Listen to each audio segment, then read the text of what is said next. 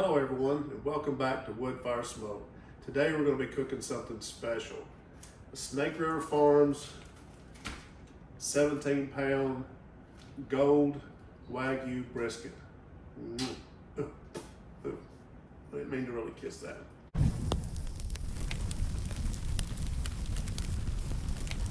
This is one of the finest cut of meats that you're going to find out there, and I'm really excited about cooking this and a little bit nervous, to be honest with you, because these things aren't cheap. This is more of a treat that you do, well, for someone like me, once a year maybe. But anyway, let's go ahead and get this thing open. If you're going to open a brisket up, you want to make sure to open it fat side up so you don't cut into the meat, because one thing, you want to make sure you got a really sharp knife when you start trimming this thing. Let's get down here. The fat on I'm doing this indoors because the fat on a Wagyu brisket is really a lot different from regular cattle. It has a lot lower melting point, and it'll start softening up in your hands. And when we do this, I want this as cold as possible. So I just pulled this thing out of the refrigerator, like just now, to make sure that I can. It's actually so slick I can't really hold on to it, but to make sure that this fat is as firm as possible. Try to catch all of that juice. When I start trimming my briskets, I always try to start on top. And what I want to do is get this fat cut down to about 1/4 inch down here on the flat. And on the point, actually, they've trimmed this thing up pretty nice at the packing house. There's not a whole lot of fat out here. It's really surprising as to how little there is, and it's all real soft, unlike on a regular brisket where it can be hard and you have to get rid of all that hard meat because it is not going to render down. I always start kind of flat back, see where I'm at, and I can see right there I've got some red meat starting to show through, so I know I don't have to go. I don't want to go very deep on that because I want to make sure to leave some of that fat on top.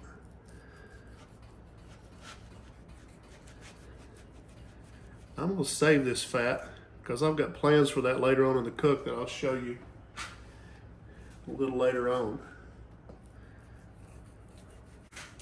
Come tomorrow, this will be an overnight cook. I'm going to put it in a cooler to let it rest for probably about 5 or 6 hours. I'm expecting this cook to last about 12 hours maybe. Actually, up here on the point, there's some people who take all this fat off, but I like to leave a little bit on there. But your main concern is to leave fat on the flat, because the flat is a very lean piece of meat, and it'll dry out pretty quick. Oh no, it'll be okay. We'll act like we didn't see that. Put a little piece of fat over, cover it up. Kind of got down deep into it that time. This piece of fat right here kind of goes deep into the meat. This point is two muscles. It comes up here, and then the flat will come underneath it. And where these come together, there's a big, thick piece of fat in there that does no one any good. So I try to get it out. Some people try to round that out. That's fine. If that's what you want to do. They'll tell you that you don't want to have a pocket in it. I don't see that pocket does any harm. So I cut it out and I save as much of the meat as I possibly can.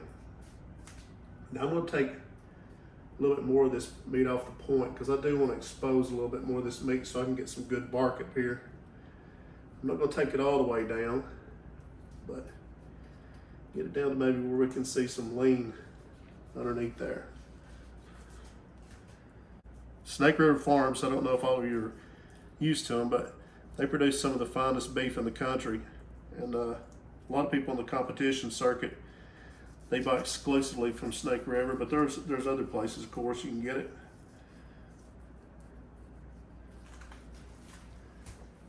One of my favorite purveyors that's pretty here locally, we're in Northwest Georgia, But one of my favorite purveyors is Porter Road out of Nashville. I've been ordering from them for years. And they dry their beef as a whole carcass, and then they break it down, so you're not paying for all that meat that has to be removed.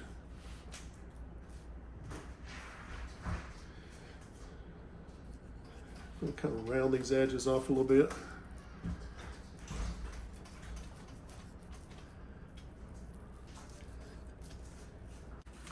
And now I'm going to come down this side. I want to get this lip off right here. I want the meat to be exposed. And I don't want any really sharp edges on that. Oh, look at that marbling through that meat. That is absolutely beautiful. This is going to be a special brisket. If you're cooking on an offset smoker, the air blasts through the smoker. It moves a lot of air through it, so you want to make sure that you round it, make it as aerodynamic as possible. I'm cooking on a cabinet style smoker. It's not quite as important, so I'm not going to worry so much about having it look like it's wind tunnel ready. Now this is the meat side. You can take as much of this off as you want. I'll tell you this, bark forms better when it's on meat and not fat. So I'm going to take about everything off of this as I possibly can. This fat right here is really hard. I'm going to try to take as much of it off as I possibly can, because that hard fat just does not render very well. A little tip, if you want to really get busy with it, put your hand up underneath it, slide your knife under, and it exposes that fat, raises it up where you can get to it a little bit easier. A lot of people in competition will do that, and they'll sit there and spend all day on it. We're about done here. Okay, we've got our brisket trimmed up, and now it's time to season. There's a couple things to consider when you're going to season, is which side's going to be your presentation side. I cook lean side up. A lot of people cook fat side up. Now we could argue that all day long. I think that especially on my cooker, being a cabinet cooker, the heat comes from the bottom, and the fat will help protect the meat. If you're cooking in an offset smoker, that makes sense that you may want to cook fat side up. People in Texas, they're all cooking fat side up. I can tell you that right now. I've got some buddies that live down there, and that's an argument we have all the time. But today, I'm gonna. So you want to put your presentation side up. Since I'm cooking fat side down, I'm going to season the fat side first. And we're going to do this like my buddies down in Texas say, with only salt and pepper. Yeah, right. Okay, but you want to hold your seasoning up. I want to get a decent layer of salt on here. But hold your season high so it gets an even coating everywhere.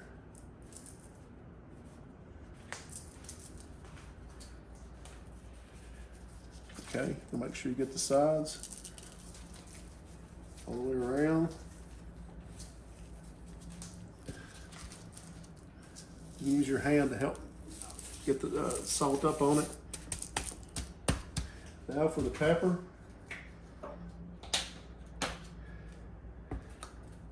You want to make sure that you're using a coarse ground black pepper. And again, hold it high. Now I'll go heavier on the pepper. One thing I like a lot of pepper, but another thing is it helps to form a really good bark. So I'd say it's about 2 to 1 on the amount of pepper I put on as opposed to salt. Make sure you get it really good, covered really well.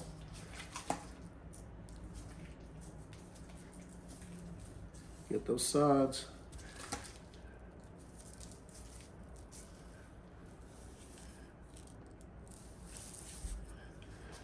Okay. And now, since we're only cooking with salt and pepper, we'll just say that this is just salt and pepper. I like to get a good coating of seasoning on brisket. It's a big piece of meat. It can take a lot of seasoning. Okay, now, normally you let this set for 15 or 20 minutes and then flip over and season the other side, but kind of want to get this thing on. So I'm going to pat it in, that seasoning. We're going to flip it over. Now, you've got it all seasoned up. I'm going to put this in the cooler and let it cool back down, because in the refrigerator rather, because I want this thing to be as cold as it could possibly be when I put it on that smoker. Yeah, I got a little bit. Set it on a wire rack and put it in the refrigerator. I've let the brisket set in the refrigerator. I wanted to get as cold as I possibly could before I put it on the smoker. I've got the smoker temperature up to about 225 degrees. I want to put it on some low smoke for about 2 hours. I'm going to crank it up to 250, 275 for the rest of the cook. When you put there's some things to consider when you're putting your brisket in the smoker. One of them is like if you've got an offset, you may want to put the thickest end toward the fire. But this is a cabinet smoker, so the gravity feed, so the smoke is actually coming from the bottom up and across. So we're going to set this in here, meat side up for me.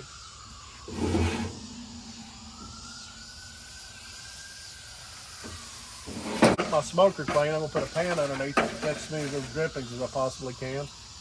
And we're going to let that sit for, I'd say 3 hours with not even looking at it. And after that, we'll take a look at it and see if we need to spritz or what we need to do. Right now, we got to wait till that bark is set. See you in a little bit. Okay, the brisket's been on for about 4.5 hours. So it's time to take a look at it and see where we're at. It is looking fantastic. You can see that we've got bark is setting. Actually, it's looking really good.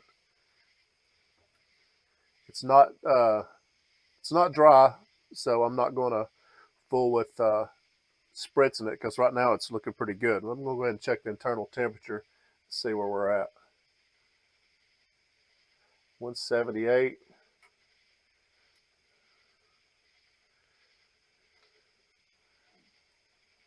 That's feeling pretty tender already.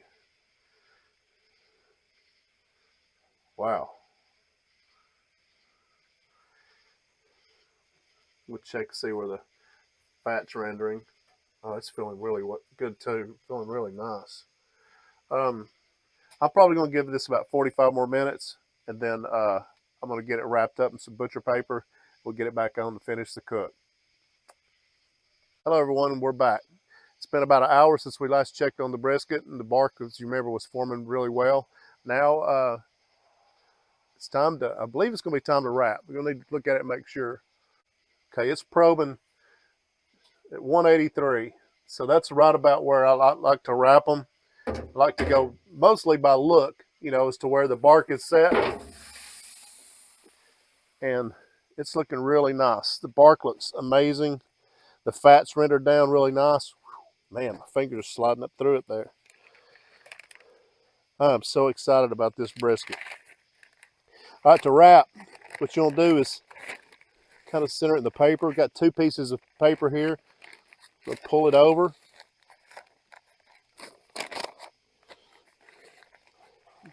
Keep up with where you're at on the brisket. Which side is up, which side's down. However you want to fix it. Okay. We'll fold this side in.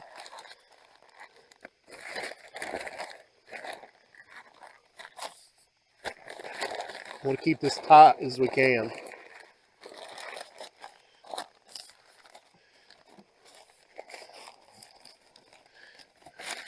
Take this.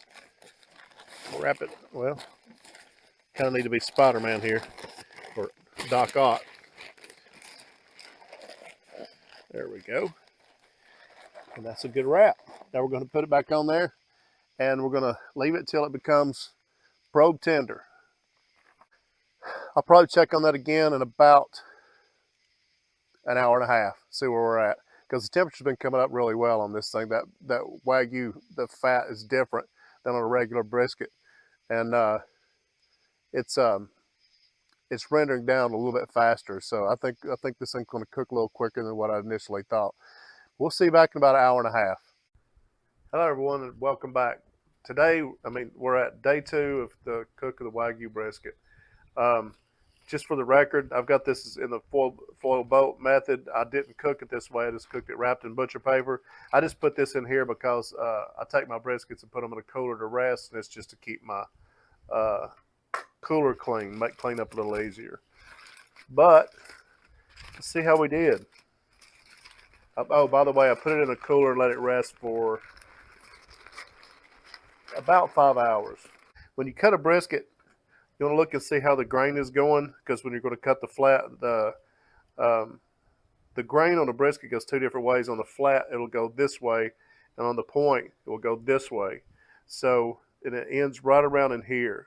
But if you can, I don't know if you can see on here, but the flat on this brisket, the grain's running that way. So we're going to cut across the grain and see just how we did.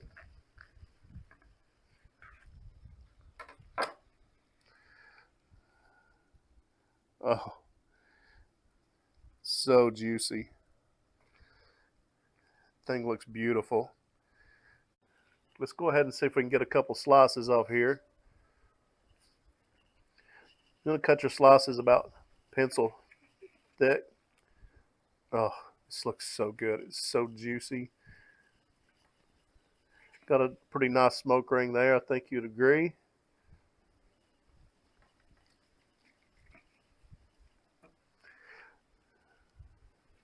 Let's give it the little hang test there. You cannot ask for better than that. Do the pull test. Nice. And most importantly, let's give it the taste test. Oh my goodness. Wagyu is expensive, but I have to say, I believe this is worth every penny of it. Oh, I have a feeling that we're going to be having a lot of guests here pretty soon. If y'all like what we've done here, I hope you'll click like and subscribe, and stay tuned for more upcoming videos.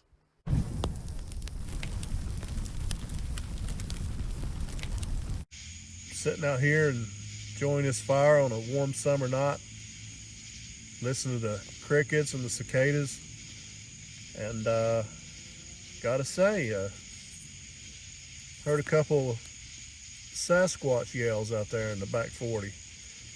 My brother wasn't a believer, but I think he's coming over to the side of truth now and understanding that Bigfoot is alive and well in Ringgold, Georgia.